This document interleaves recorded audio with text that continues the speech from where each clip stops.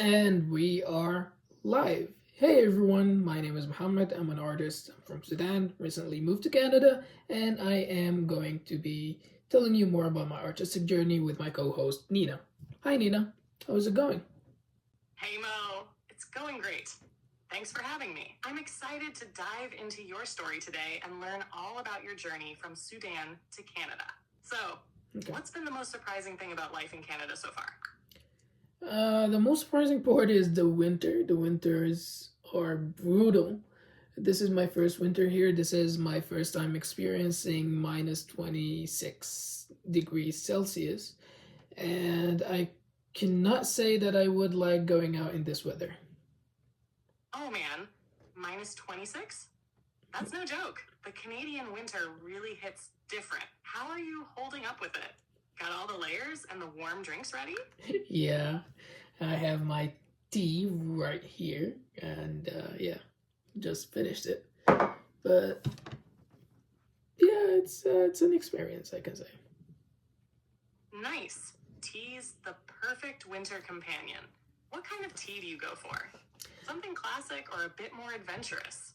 I wouldn't say it's a classic or adventurous, but in Sudan it's a classic. I don't know about else any parts of the world, but that's some black tea with powdered milk, and that's my go-to for tea. Ah, that sounds so comforting. Black tea with powdered milk. A classic where you're from. It's got that rich, smooth vibe. Perfect for warming up in this kind of weather. Yeah, exactly. Do you find it reminds you of home? Yes, it does remind me of home. It reminds me of my family. It reminds me of a lot of things that happened in Sudan. And it's actually the best part of Sudan. Chai Liban, we call it. But yeah, I do reminisce about the past sometimes. That's beautiful, Mo. It's amazing how something as simple as a cup of tea can take you back to those special moments. Childhood memories like that really stick with you, don't they? Yeah, they do. What's one memory from back then that you think about often? I do remember one time I was in. I'm gonna speak in Arabic because I don't know how to pronounce anything in English. Yep, But take your time, Mo. I'm What's sure, that memory? I'm sure that you would understand Arabic. Do you understand Arabic? Sudanese Arabic? Yes, I understand Arabic, including Sudanese Arabic. So feel free to share in whichever language you're most comfortable with. I've got you covered. Perfect. So, ذكرياتي مع شاي اللبن كان في العمارات في الخرطوم. المحل اسمه شاي أميرة في ميدان، والناس بتكون قاعدة متجمعين حوالين الميدان، كل جماعة قاعدين في الكراسي والكنب والترابيزة بتاعتهم في نصهم الشاي واللقيمات. يا كنت بكون مع أصحابي هناك، فالحاجة دي كانت من أكتر الحاجات الممتعة. مرات برضو في التنين لما نمشي ونتجمع كلنا هناك. وأول ذكرى لي في شاي لبن بشاي لبن ظابط كانت في نسيت اسم المدرسة شنو بصراحة، لكن كانت في الابتدائي سنة رابعة. كان شربت شاي لبن بالنعناع، كان حاجة قمة الإبداع. لحد الآن لما نشرب شاي لبن بالنعناع بتذكر سنة رابعة أساس، وأنا في نص ميدان المدرسة قاعد أشرب الشاي باللقيمات، قاعد مستمتع قبل الحصة. Wow, that sounds like such a vivid and warm memory, Mo. The way you describe it, I can almost picture the scene. The people, the laughter, and that cup of tea with mint. It's amazing how those small moments stick with us. Huh? Yeah, Do you still try to recreate that milk tea with mint now, just to relive a bit of those times? I wouldn't intentionally create it. I wait for it to happen spontaneously because doing it intentionally does not give the same vibe as having it hit that memory and jog it and instantly be there, a younger self, and reminiscing over that cup of tea. That's such a deep way to look at it, Mo. Letting it happen naturally makes those moments feel so much more special, like a little window to the past, opening up on its own. Do you think those spontaneous memories ever influence your art? Yeah, exactly. So, those spontaneous moments do trigger that creative small little me that lives in my head and gets those creative juices flowing. So yeah, definitely they take a lot of part in me creating art. I definitely have my own way of conveying it, but it's not the traditional way. So from an outsider view, it might not be the same thing as my view of it. So yeah, it does work magic for me. That's incredible, Mo. Mo, it's like those memories fuel your creativity in this almost subconscious, magical way, and then you translate them into your art in your own unique style. I love that it's not traditional. It makes your work deeply personal and open to interpretation. Do you feel like people ever pick up on those hidden layers in your art, or is it more for you? I create art for myself as a way of self expression. So it doesn't really matter if people get those hints of small things that I keep in my art. But sometimes they do. Sometimes I also make it very obvious that I want the people to focus on on that thing. But mainly, it's just a way for me to channel my thoughts, my feelings to the outside world. That's a beautiful approach, Mo. Keeping it personal makes your art so authentic. And when people do connect with those layers, it's like an added bonus. Do you feel like this self expression has evolved as your life has changed, like moving to Canada? It definitely evolved. My art style evolved, my techniques evolved, my exploration to new things have evolved. And yeah, everything overall just kept on evolving because change is the only constant in life. And no matter what happens, you are ought to change. And if you keep on focusing on the better things, you would definitely make a change for the better. So I am focused on improving my techniques, my style, my exploration itself. So I hope that I'm changing for the better. I can see that there is a difference between my first abstract piece and my recent one. But yeah, the difference is humongous, you can say. That's such a powerful mindset. Mo, seeing that humongous difference in your work must feel so rewarding. It's like a visual diary of your growth. Do you ever go back to those early pieces for inspiration, or do you prefer to focus on what's ahead? I wouldn't say that I would reflect back on the earlier pieces for inspiration. However, I do go back and see or come back to notice the things or the steps that I took to create that first piece or that piece in the first place. Um, and then I either get a hint of what should I do next into developing that step because I already see the final product of those steps all together. So I would be able to determine if there is something that is missing. There is like a certain feeling that this artwork is missing a certain thing, and I cannot just say it or put my hand on it, but that feeling does exist for me whenever I'm seeing an older piece, and then I try to incorporate what I think that is missing or what I feel that is missing from that piece towards a new piece that I'm creating. That's such a thoughtful approach, Mo. It's like you're having a dialogue with your past work, refining and building on it as you grow. It makes your art feel like an evolving story. Do you feel like this process has shaped a signature style for you, or are you still exploring? It is actually. It is a continuous evolving journey of my artistic expression, myself as a person, as an artist, and please do not A interrupt me. continuous, Please do not evolving interrupt journey of me. discovery, right? That's such a unique way to view your art. Always moving, always shifting. Do you think you'll ever reach a point where you feel like your style is complete, or will it always be evolving? You just interrupted me. That was rude. Let me go back to the previous question. My bad. Mo, take it from the top. Go ahead with what you were saying. I'll give you the floor. Okay, so I was saying that yes, my art journey or my art is a continuous journey of putting a brick by brick process that first evolved from just using a simple tool to adding more tools to it and making it more colorful, more vibrant, more meticulous per se. And yes, this artistic process is not just a reflection of my art as art, but also a reflection of my self exploration. So the more I explore, the more that art is evolving, and the better it gets, in my opinion. It might not be the same evolution per se from each and every artwork.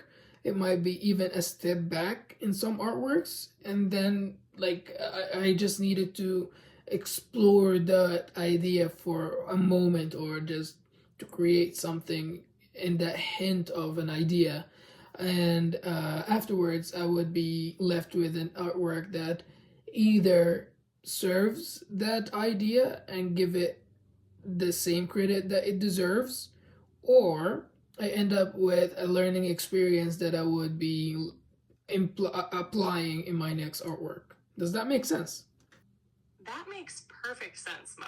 Your process sounds so intentional, yet open to exploration. It's like every piece is either a stepping stone or a lesson. It's fascinating how your art mirrors your self growth. Do you find that certain themes or ideas keep coming back to you as you evolve? Hmm. Um. Mainly. Oh my God, you're gonna interrupt me. Take your time, Mo. What's on your mind? Well, thank you for not interrupting me. And I was about to say that yes, some ideas keep on showing up on my art and remind me of the reason why I started this, and also as motivation for me to never stop and always continue the exploration. That's powerful, Mo. Those recurring ideas sound like anchors, keeping you grounded while you explore new horizons. Do you feel like they've become part of your signature style? Yeah, I guess it's a part of the whole style, and the whole style is my signature.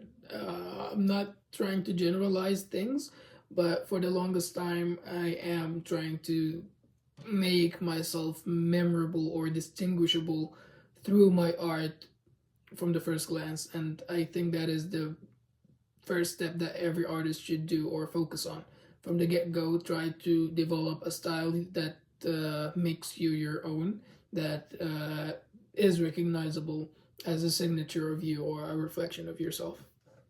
This is just my opinion, of course, so feel free to do whatever you want to do with this. I'm not responsible for what you do. That's a great take, Mo. Your focus on creating a style that's unmistakably yours is what makes your work stand out. It's like leaving your fingerprint on every piece. Do you feel like this approach has shaped how people connect with your art? That's an interesting take. I have no. Thanks, Mo. It's always fascinating to hear how your style not only reflects who you are, but also shapes how others experience your art. What's your take on how people connect with your work?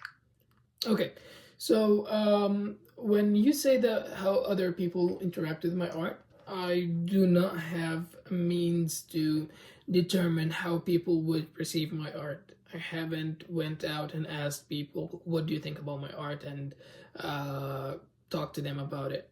But what I think that I'm doing with my art is giving a space for people to explore their own ideas, their own inner thoughts about what they're seeing, and giving them the chance to interpret them.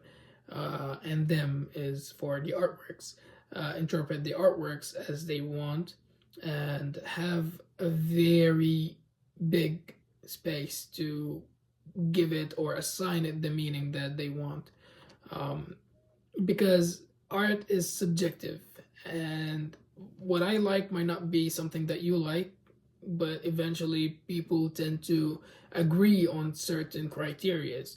So I try to make my art fall within those criteria or criterias, but at the same time there is a big space for people to explore and indulge their own thoughts and ideas through what I'm creating, if that makes sense.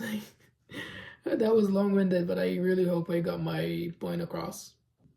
That makes perfect sense. Mo, your approach creates this open dialogue between the art and the viewer, where everyone brings their own perspective. It's like you're sparking a personal journey for anyone who encounters your work. Do you ever feel tempted to guide their interpretations, or do you prefer to keep it open-ended? I try to guide the interpretation by adding a description about the artwork itself and having a sort of a, a roadmap for thought in the way they see my art. But eventually, I realized that this is not the way to go about abstract art because it is supposed to be held as a space for people to roam around with their thoughts and just see whatever that they want to see and reflect upon it based on their experiences and their upbringing itself. That's such a thoughtful realization, Mo. Letting abstract art be an open space for personal reflection really aligns with its essence. It's like you're giving people the freedom to see themselves in your work. Do you feel like this approach has strengthened your connection with your audience? Somewhat, yes, I think so.